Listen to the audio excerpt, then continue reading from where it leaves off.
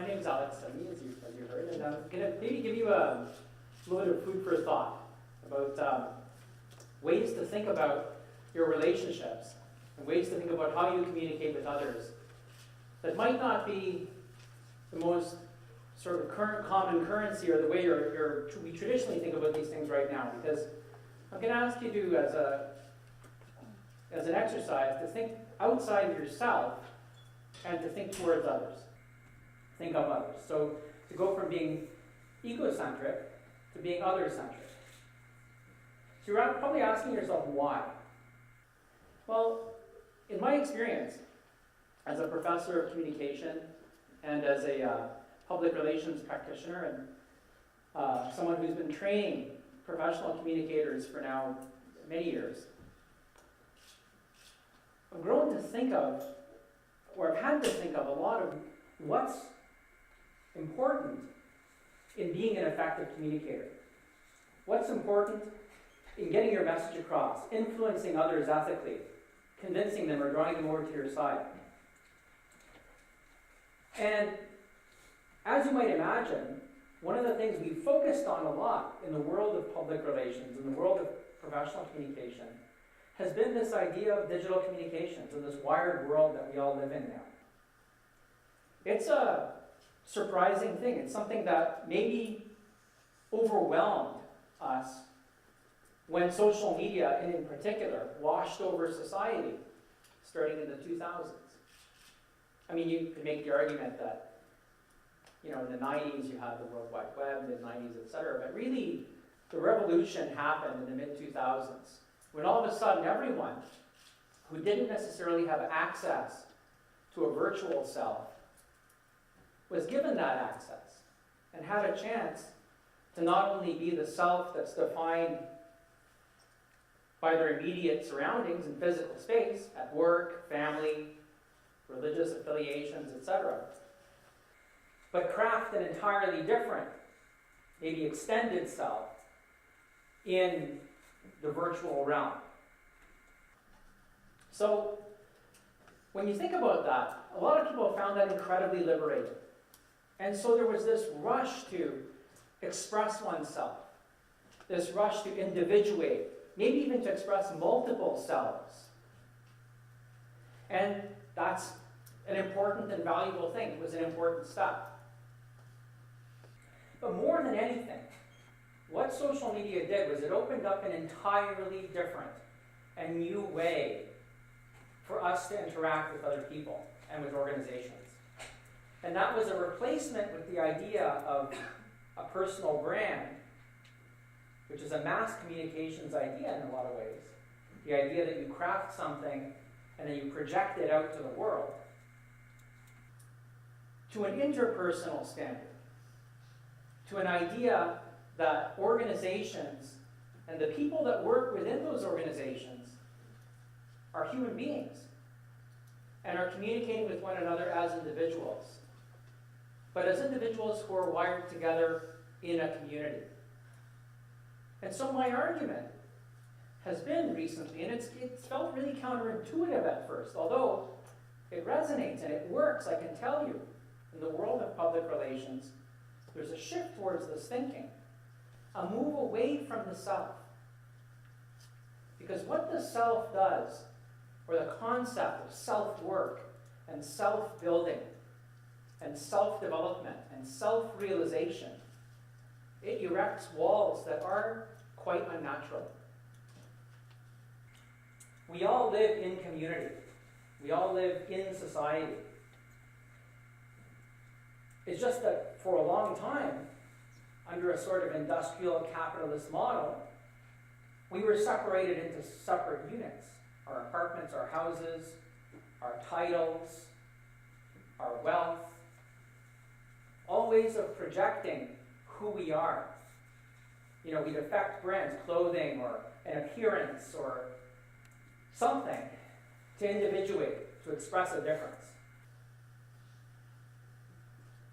But if you think about it, that's a diminishment of what it is to be human. Because it's a reduction of that ineffable, magical human quality that's so hard to quantify so hard to capture in a brand statement or in a set of personal values or policies or in an ideology or in a political perspective, those are all vastly reductive things. Those are things that limit us and constrain us. And they're things that we bridle against as people, as humans. My thinking is that what has happened is we've shifted out of this mass comm world of gatekeepers and definers of brands and projection of power and identity to others, back into a more human, more natural way of thinking about who we are. And that is in this interconnected, spread out, fragmented set of connections that we have with people we love, people we know more or less, people we work with, people we do business with, people who we like to think about and associate with. But all of these are relationships. So my thinking about this has evolved away from the personal branding ideas around success in social media that we promoted so much as professional communicators, as PR people in the 2000s. It became almost a mantra. We kept hearing, develop your personal brand, be careful what you say on social media. Social media is forever, et cetera, et cetera. It was all based on fear. All based on limitation and constraint. And if you think about that, it's totally unnatural. It's not the way human beings like to be.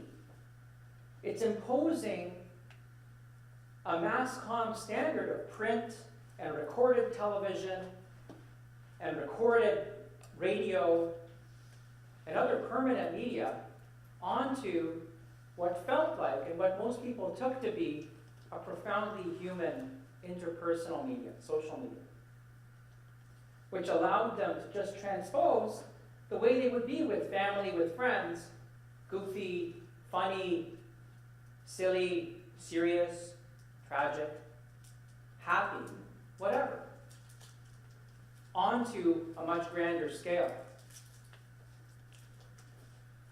So, am I telling you to just go crazy and post every crazy thing, the first thing that comes to your mind? Absolutely not. But I would like to take a moment to ask you to think about this idea of mindfulness.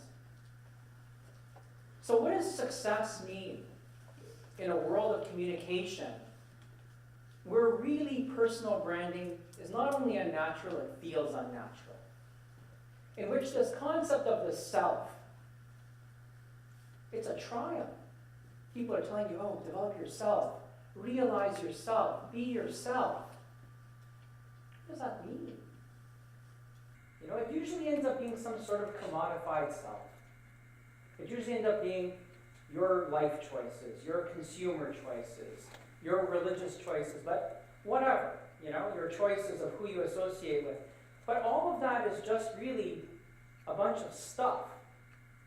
It's a bunch of symbols, like badges that you're putting on your jacket. It's thin, it's gray, right? It's not profound. It's not that deep human quality that we have, that experience of others that we have when we have deep friendships, when we have loved ones, when we have people for whom we feel profound compassion.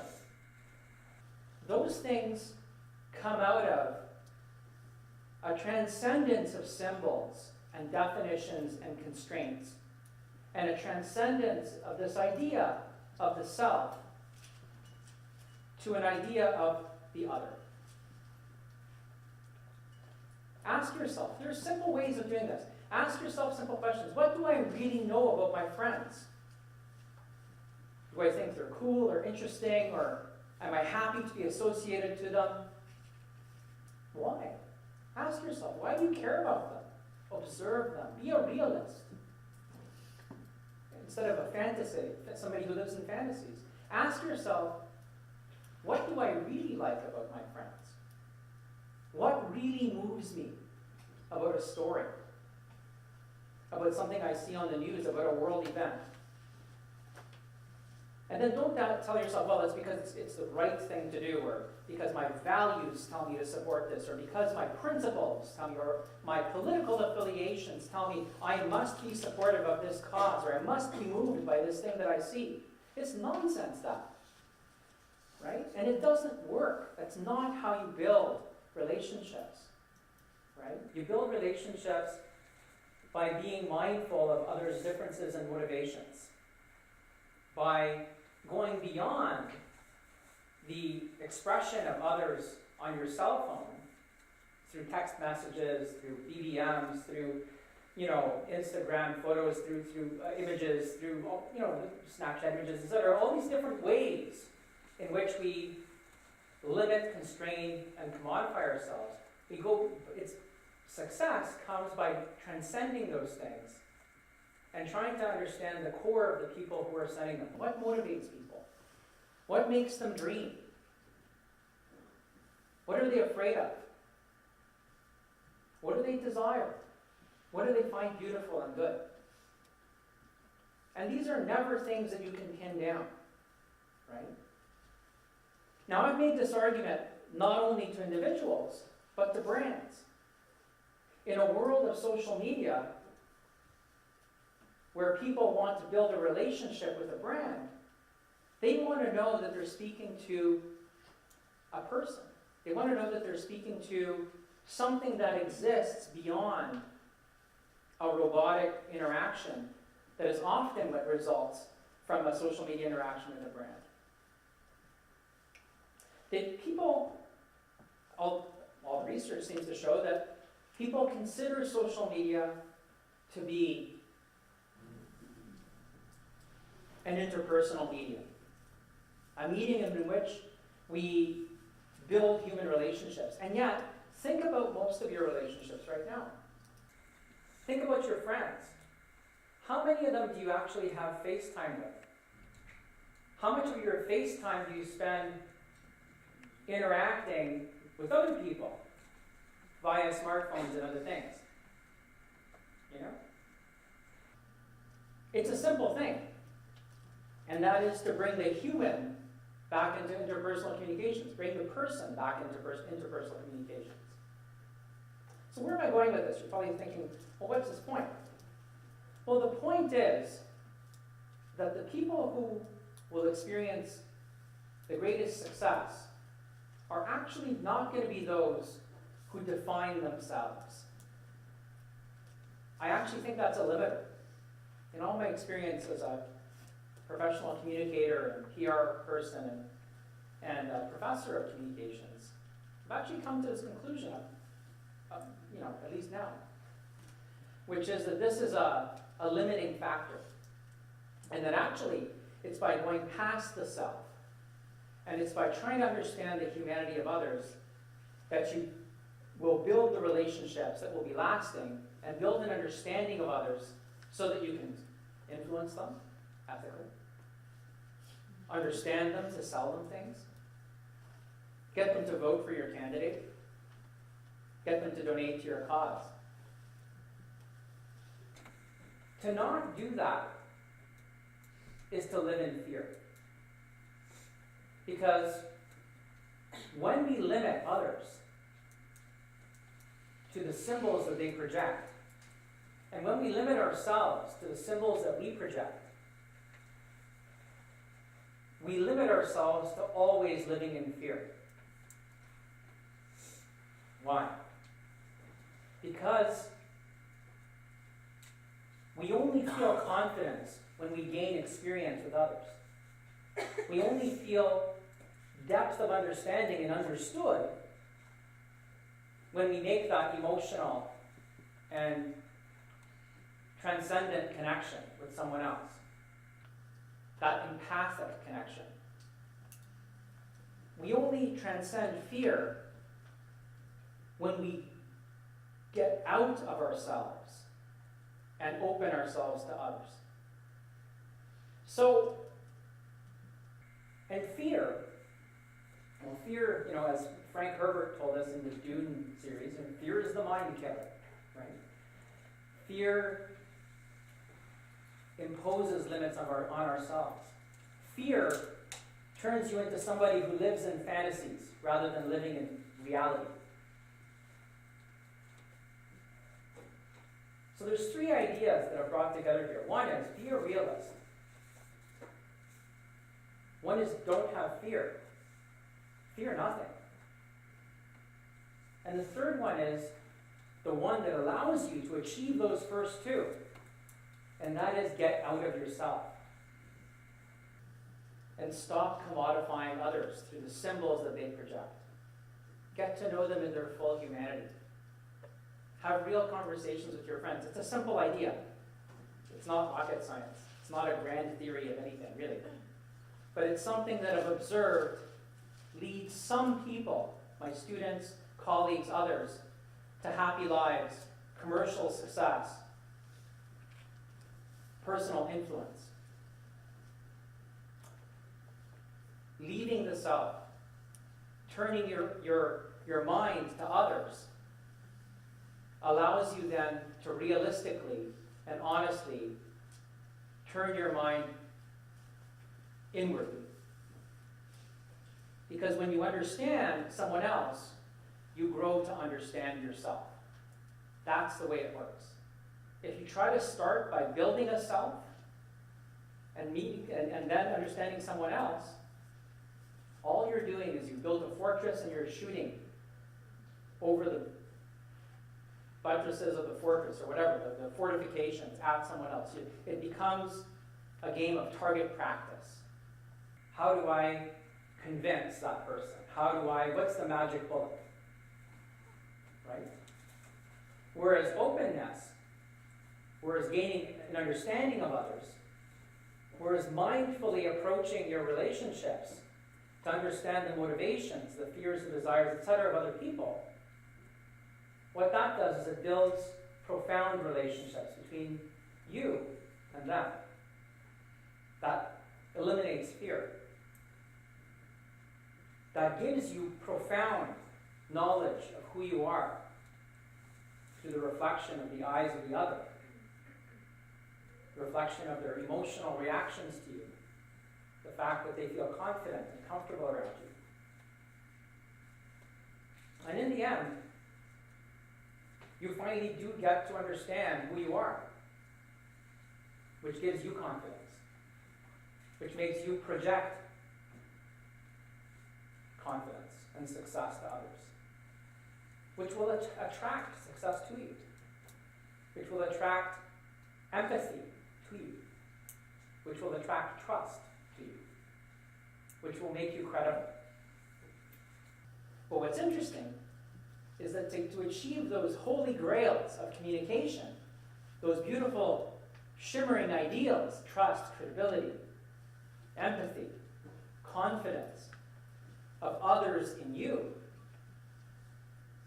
my argument is that you actually shouldn't be doing too much self-work, but doing a lot more other work. Understanding others, empathizing with them, getting past what they say, getting past sometimes even their actions, and trying to understand their intentions and their motivations. So, the new world that we live in, and it is a totally new world, was just as the printing press ushered in an entirely new age, so has digital communication, social networking, ushered in a completely new world, an interconnected world, an interpersonal world. It's created new rules for success. We're at the beginning of this new era. Many of us have lived through that cusp period from the old mass comm era to this new interpersonal, digital, social era. And we have to put old practices behind us. People who grow up now are going to grow up knowing and understanding these things naturally.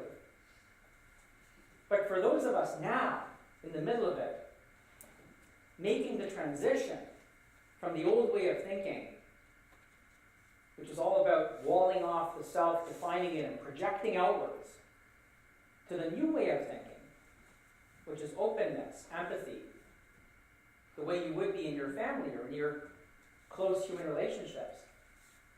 Those of us who master that transition will be happy, successful, and confident people. So that's what I wish you. I wish to you and for you. I wish that you open yourselves to others. I wish that you take your eye and focus it outwards rather than inwards. I wish for you that you overcome fear and that you build trust. And above all, I wish for you happiness and I wish for you success.